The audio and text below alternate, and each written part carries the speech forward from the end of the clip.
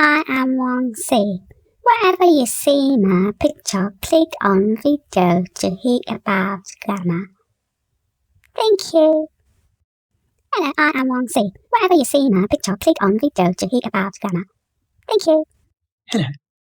I just wanted to make you aware of a grammar video that's been posted. Good afternoon, ladies and gentlemen. I hope that whatever you're up to today, Sunday the 20th of May, that you're having a nice and pleasant one. I don't know about yourself. I have finished all my chores. I have been cleaning for an hour. I've mopped my floors. And then I had to cook my child's dinner. I've done that. And now I've got a couple of minutes to myself. I thought it'd be nice to do a grammar video. I don't know, people don't like grammar videos. They're like, why do you do grammar videos? And my answer to you would be, why not? It's because if you've chosen to write English and you want to write in English, I beg your pardon, your confidence grows when you can use it without making mistakes that a native speaker will not make. I did say that writing is very competitive. And if you look at countries like Nigeria and Ghana and South Africa, the ones that you might hear about this side of the world, and you look at why the writers do so well, that's because you are required to have certain credentials before you might be published by some Nigerian publishers. Not all of them, mind you, but certain publishers want to see your credentials and they want to make sure you know what you're doing. I have just spoken to a Nigerian publisher, and then we were looking at republishing a book of mine, and he's asked me for a colleague that has the same qualifications as me to do a peer review. So, that is why there is a standard in certain countries. By having a peer review means someone that has the same qualifications as yourself would sign you off to make sure that you write in properly, for instance, and what you're saying is accurate. So, by having a command of grammar and by having an extensive vocabulary, you'll be taken more seriously by the rest of the world.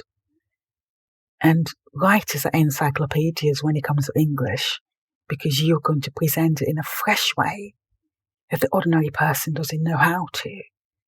And often writers are the people you go to say, oh, what does that word mean? And where you don't have that skill, you're going to be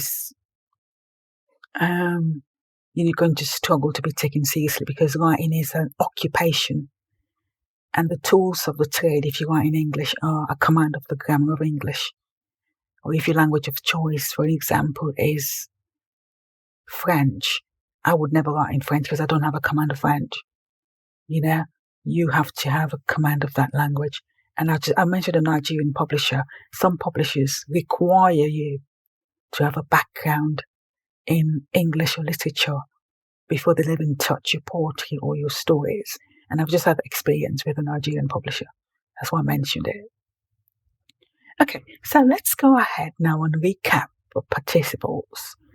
So, I find a lot of our friends on here struggle with participles. I did say that they are verbs. For instance, I'm actually a female, aren't I? Whether you call me a lady or a woman or a mom, you might, ordinarily expect me to be female. So therefore, participles are verbs.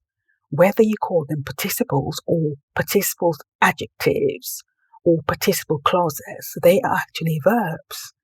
So if you bear that in mind, ladies and gentlemen, you won't struggle with them.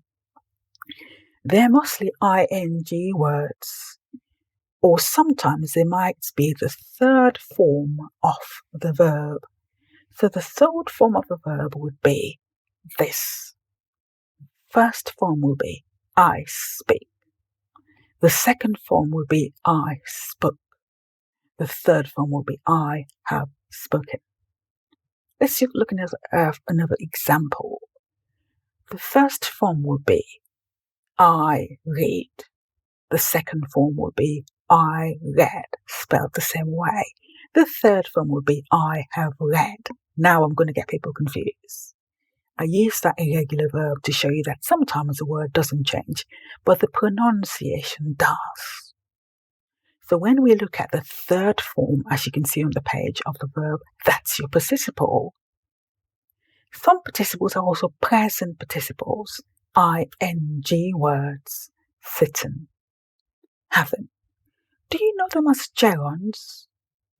Do you know some participles as abstract nouns? Thinking. For example. So, are they actually verbs? Well, that goes back to what I said. I said that, well, biologically I'm female, aren't I? Whether you call me a woman, a mom, or a lady. Are you going to expect me to be female? Well, ordinarily you would, wouldn't you? So, participles are just verbs. Now, the reason why people struggle is because in countries like Sierra Leone, where there was a war, we have a massive gap in our education where English wasn't taught the way it was taught when I lived there. So a lot of my friends from Sierra Leone struggle with English grammar because there's a gap in our knowledge due to the lengthy civil war. I did say that there are various ways that the participle could be used. For example, let's look at the negative form. Not having an invitation, Bimbola could not attend Ayojide's birthday party. Let's look when the participle gives a reason. Knowing she loved poetry, Adama wrote her first anthology. I also looked at participle clauses in the week, didn't I? So, participle clauses might maybe set a condition, for example, mixed with cloves, ginger beer tastes even better. On the condition that you mix ginger beer with cloves, it might taste better. I don't know, you might not like ginger beer like myself. I was raised on ginger beer, but in Creole. You might not like it. How about participle clauses that give a reason? Worried by the news, Lucretia dialed the hospital where her father was admitted. Worried by the news, Lucretia dialed the hospital where her father was admitted.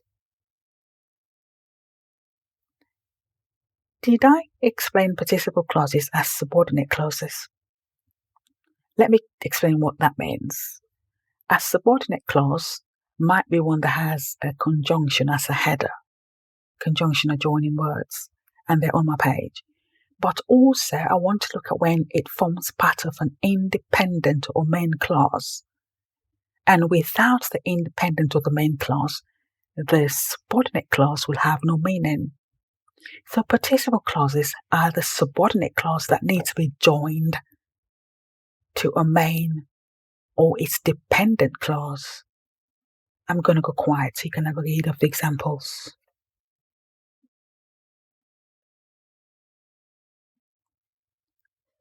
Let me try and keep this under 10 minutes and quickly explain participle clauses after conjunctions. Before cooking, Mary had prepared her egusi. Before cooking, Mary had prepared her egusi. Instead of complaining about it, Richard went straight to the Bank of Nigeria. Instead of complaining about it, Richard went straight to the Bank of Nigeria. And my last example is going to be dangling participles. What are they? How are they used? How to avoid them? I'm going to go out on music and let you have a read because I want to keep this under 10 minutes. Have a nice, ladies and gentlemen, and thanks for listening. Gatwera kafama nyanga zakwaji konga zakubula nyama sele kufoni tabla zakwe kenzele ganyama namya na bifuile ni nyama tego hakene ma tego deve ma kugwa mama sele bili weni ke mujo kwa bebu nyao ga ufede fa kama kama mwijina kenya punya mwenga ya haimenya ya meni ngale hayo